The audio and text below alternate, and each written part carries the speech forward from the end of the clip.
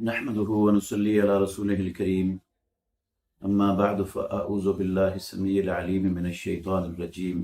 جاہلیت میں جو لوگوں کے نظریات اور عقائد تھے، آج بھی بہت سارے مسلمانوں میں وہ نظریات اور عقائد عموماً پائے جاتے ہیں، جبکہ اسلام نے ان کی مکمل طور پر بیخ کنی کر دی ہے، ختم کر دیا ہے، مٹا دیا ان چیزوں کو۔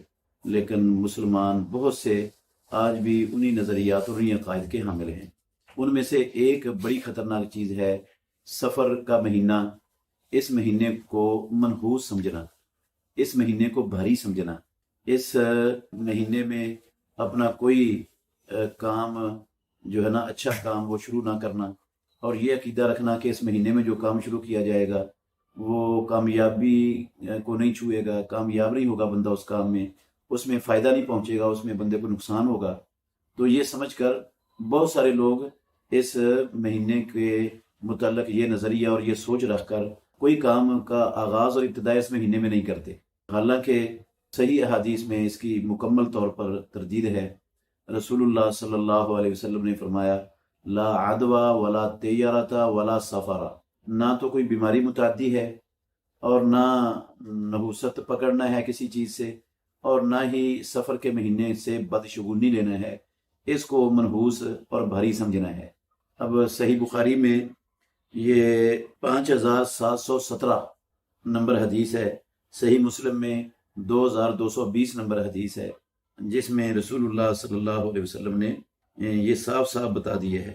اسی طرح صحیح الجامع الصغیر کے اندر حدیث ہے، علامہ ناصر الدین البانی رحمۃ اللہ علیہ نے اس حدیث کو صحیح بھی قرار دیا ہے۔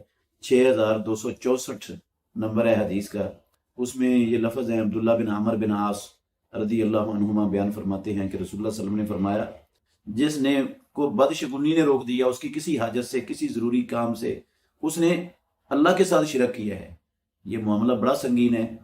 ہمارے معاشرے میں کئی تو سفر کے مہینے کو منحوس سمجھ کر اس سے بدشگونی لیتے ہیں۔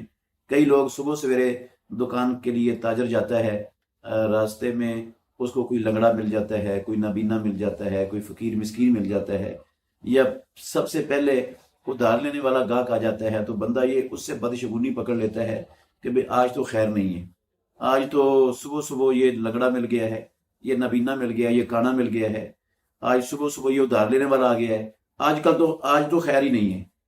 یہ اپنی بیوی سے بسواد کا نحوست پکڑ لیتا ہے، کہتا ہے تو نے آج صبح صبح بات کرتی ہے، بس آج خیر نہیں ہے۔ بچوں سے نحوست پکڑ لیتے ہیں۔ تو یہ بالکل قطعاً اسلام کے اندر اس کی گنجائش نہیں ہے۔ اللہ رب العالمین کے سارے مہینے اللہ کے ہیں، کسی مہینے میں کوئی نفع نقصان کا اللہ رب العالمین نے تاثیر نہیں رکھی ہوئی۔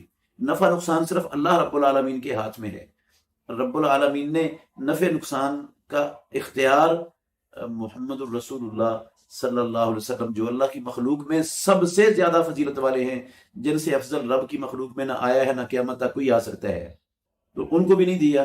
سورہ اعراف کی 188 نمبر آیت میں ہے، قُلْ لَا أَمْلِكُ لِنَفْسِي نَفْعًا وَلَا ضَرًّا إِلَّا مَا شَاءَ اللَّهُ، اے محمد صلی اللہ علیہ وسلم آپ اعلان کر دو، میں اپنی جان کے نفع اور نقصان کا اختیار نہیں ہوں، وہی ہوتا ہے جو اللہ رب العالمین چاہتا ہے۔ اگر اللہ مجھے نقصان پہنچانا چاہے نقصان پہنچتا ہے، نفع دینا چاہے نفع پہنچ سکتا ہے۔ نہ میں اپنے آپ کو نقصان پہنچا سکتا ہوں، نہ نفع سے نقصان سے اپنے آپ کو بچا سکتا ہوں، نہ نفع پہنچا سکتا ہوں۔ یہ سارا کچھ اللہ کا اختیار ہے، میرا اختیار ہے ہی نہیں۔